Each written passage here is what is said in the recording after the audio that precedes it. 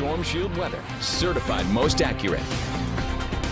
And over the last several days here in eastern Oklahoma, we've been fortunate that we've stayed above freezing, so we didn't see the problems that they saw out in central and western Oklahoma with that freezing rain over the last several days. Now, the rainfall that we've experienced here for the last 5 days in a row, now pushing off to the north and to the east. And even though we have seen a little bit of drizzle during the morning and midday hours, most of that drizzle has faded. And we're still seeing some light to moderate rain falling across areas in northern Missouri on into Illinois and Iowa. Still seeing a few showers quickly pushing out of northeast Texas across central areas of Arkansas. That's going to stay to our south and to our east. And even though we're seeing quite a bit of cloudiness out there now, we are going to see some breaks in the clouds as we move through the evening and overnight, and that's going to allow those temperatures to drop off overnight as well.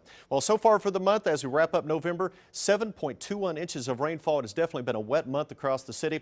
53.19 inches of rain so far for the year, and that surplus 14.7 inches above average. We should be running at about 38.5 inches. So where's that going to go in the record books? Well, right now, we're tied for the fourth wettest November on record. We're tied with 1996.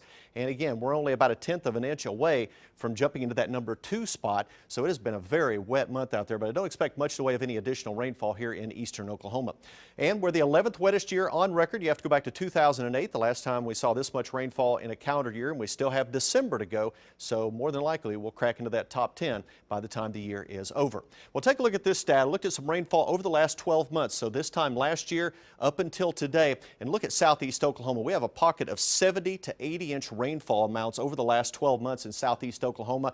You notice 60 to 70 inches across much of southeast Oklahoma, right up into southern Tulsa County, where we've picked up in some cases 50 to 60 inches of rainfall. Now, these numbers are anywhere from 15 to 25 inches above average for our rainfall in southeastern Oklahoma. So it has been very, very wet. In fact, here's a look at some of the highest totals across the state. Tishomingo, nearly 80 inches of rainfall. You notice Weber's Falls, 77 inches of rain. McAllister, 76.1 inches of rainfall. So heavy rains have occurred over the last 12 months across eastern Oklahoma.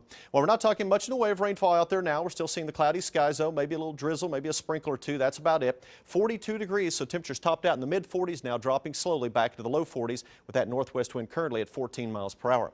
Lower 40s across all of the Tulsa metro, 43 in Skytook, 43 down in Bixby, 43 Pryor and Tahlequah, 47 down in McAllister, and we're setting in the upper 40s as well around Poteau over into Fort Smith.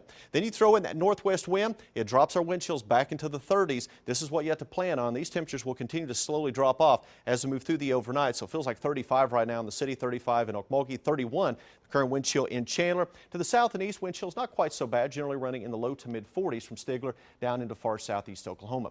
Here's a look at the overnight lows for tonight. Now we're going to see the skies start to clear, becoming partly cloudy, and that's going to allow temperatures to drop off into the upper 20s to around 30 degrees. But with all that moisture out there, as we start to see the skies clear, I do expect some fog to start to develop across parts of Oklahoma.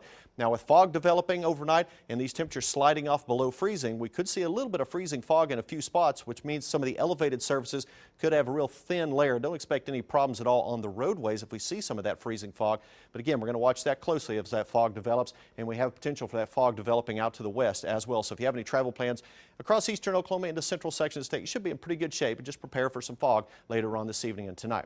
As we move into tomorrow afternoon, we'll see mostly sunny skies, so a nice warm up through the day, and temperatures warming into the upper 40s and lower 50s. 52 expected here in Tulsa, so it's one of the warmer temperatures we've seen over the last 4 or 5 days. Down to 30 degrees, clear skies for the overnight hours tomorrow night.